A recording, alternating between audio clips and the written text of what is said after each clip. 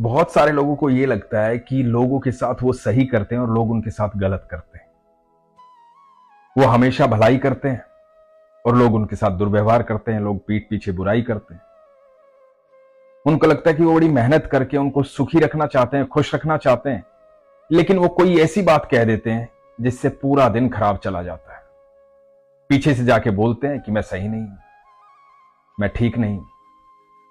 यदि ये शिकायत आपकी भी है तो ये प्रसंग पूरा सुनना। हरे कृष्ण दोस्तों, मैं हूं अनुज शर्मा। पुराने राजा महाराजा जो थे वो अपनी प्रजा का बड़ा ख्याल रखते थे। तो ऐसे ही एक राजा थे, हर सप्ताह अपने नगर में जाते थे वेश बदल करके, साथ में उनके प्रधानमंत्री होते थे। तो वेश बदल के जाते और देखते कि प्रजा में चल क्या रहा है, सब ठीक है कि नहीं है, सब सुखी है कि नहीं है, सब खुश है कि नहीं। तो एक दिन ऐसे ही गए थे राजा और उनके प्रधानमंत्री। वेश बदल रखा था इसलिए लोग तो पहचानते नहीं थे। तो उन्होंने देखा कि नगर के बाजार में एक शव पड़ा हुआ है और उसके आसपास कोई भी आदमी नहीं खड़ा हुआ है। बड़ा अजीब लगा कि बाजार के बीचों बीच एक शव पड़ा हुआ है और कोई भी आदमी आसपास नहीं है। क्या कारण हो सकता है? ऐसा कौन सा कर्म इस व्यक्ति ने किया है कि लोग आसपास नहीं? तो लोगों से पूछते हैं कि कौन है ये, और आप लोग चुपचाप अपना काम कर रहे हैं, इस व्यक्ति के शव को इसके घर पर क्यों नहीं पहुंचा रहे हैं? तो कुछ लोग बताते हैं बड़ा ही दुराचारी है, व्यभिचारी है, इसके शव को कोई भी हाथ नहीं लगाएगा।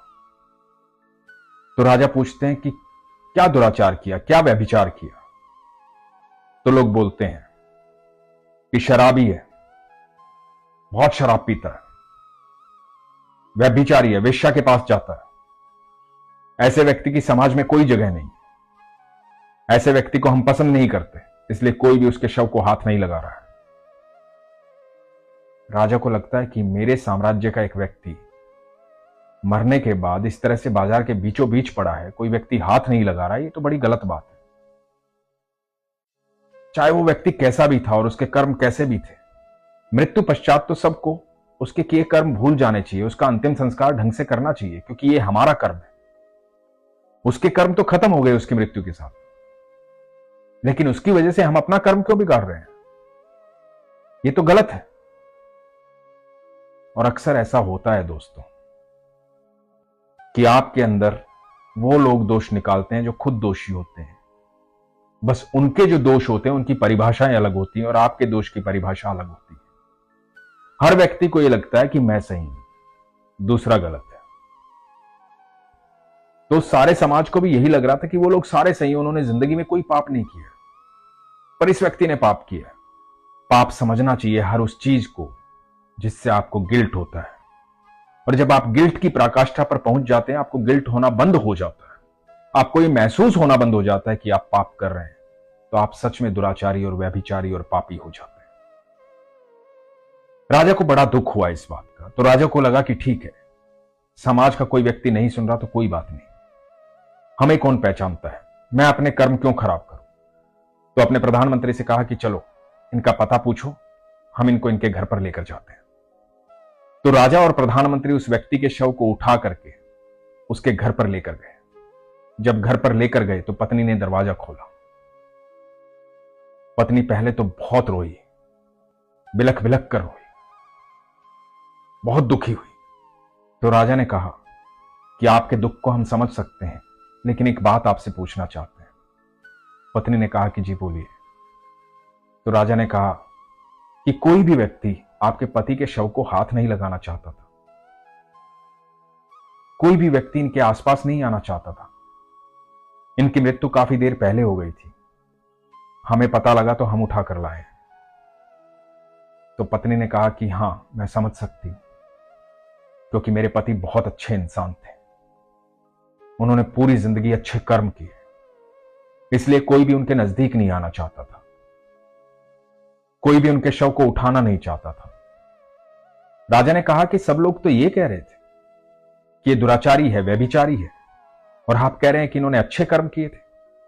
तो पत्नी ने बताया कि जी हां, मेरे पति के पास जब पैसे होते थे, ज्यादा पैसा कमाते थे, तो शराब की दुकान पर जाते थे, वहां से शराब खरीदते थे और ला करके नालियों में बहा देते थे, कहते थे कम से कम कुछ लोग तो कम पिएंगे। उन दिनों दोस्तों शराब का एक कोटा होता था, बड़ी लिमिटेड शराब आती थी, उतनी ही शराब आती थी, उतनी ही बेची जाती थी। तो ये व्यक्ति शराब ला करके नालियों में बहा देता था। इसको लगता था कि मैं शराब खरीद लाऊंगा तो कुछ लोग कम पिए। तो पत्नी ने बताया कि मेरे पति वेश्या के पास भी जाते थे, उसे जाकर के पैसे देकर आते थे। कहते थे कि आज के दिन की कमाई मैंने दे दी है, इसलिए अपने दरवाजे बंद कर लेना। हो सकता है कि कोई नया ग्राहक आना हो और वो दरवाजे बंद देखकर ना आए, वापस अपने घर लौट जाए, अपनी पत्नी के पास जाए और उन पैसों का सही इस्तेमाल करे, अपने परिवार के लिए इस्तेमाल करे, क्योंकि व्यक्ति का दिमाग पल भर के लिए खराब होता है। उस पल में यदि वो संभल जाए तो उसका जीवन बदल सकता है, और उसी पल में वो बिगड़ जाए तो उसका जीवन जीते जी नरक हो सकता है। कोई भी अच्छी या बुरी सोच पल भर के लिए आती है और पल भर में जीवन बदल जाती है। तो इस व्यक्ति का मानना यह था कि हो सकता है कि कोई नया ग्राहक आए जिसको अभी तक पाप करने की आदत ना लगी हो, वो आए, दरवाजा बंद देखे और वापस लौट जाए और उसका मन बदल जाए, तो मुझे लगेगा कि मेरा कर्म सफल हुआ। राजा ने ये दोनों बात सुनी। सुनकर राजा की आंखों में आंसू आ गए। पत्नी ने आगे कहा कि मैं उनको कहती थी कि अब लोग तुमसे नफरत करने लगे हैं, लोग तुम्हें गलत बोलते हैं, लोगों को जाकर बताओ कि तुम ये कर्म करते हो। तो मेरे पति कहते थे कि मैं किस किस को जाके बताऊंगा कि मैं क्या करता हूं, और मुझे इन्हें क्यों दिखाना है। मैं जो कर्म करता हूं मेरा ईश्वर देख रहा है, वो हमेशा मेरे हर कर्म को देखता है, वो सबके कर्म को देखता है। तो मुझे इन लोगों से लेना देना क्या है, मुझे इन लोगों से वास्ता क्या है। मेरे साथ मेरा ईश्वर है, बस वही चाहिए मुझे। मेरे पति बोलते थे कि तू देखना, हो सकता है जब मैं दुनिया से जाऊं इनमें से कोई भी ना आए, लेकिन मुझे पूरा यकीन है कि मेरा अंतिम संस्कार राजकीय सम्मान के साथ होगा, क्योंकि मेरा ईश्वर मेरे हर कर्म देखता है और उसके यहां हमेशा न्याय होता है, कभी अन्याय नहीं होता है। इन लोगों को भी एक न एक दिन समझ में आ जाएगा कि मैं करता क्या हूं। राजा स्तब्ध रह गया, प्रधानमंत्री देखता रह गया कि यह व्यक्ति अद्भुत था, कमाल था, सच में ईश्वर का बंदा था।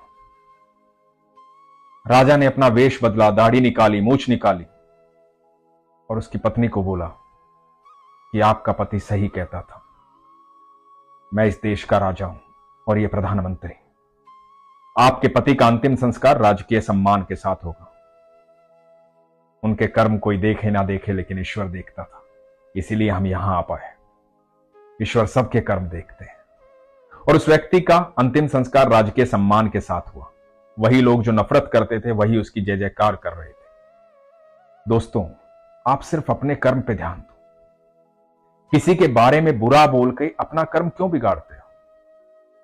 किसी के लिए गलत करके अपना कर्म क्यों बिगाड़ते हो?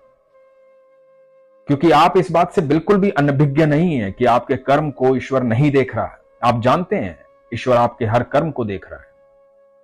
जब आप ये जानते हैं तो आपको गलत कर्म करना ही क्यों है?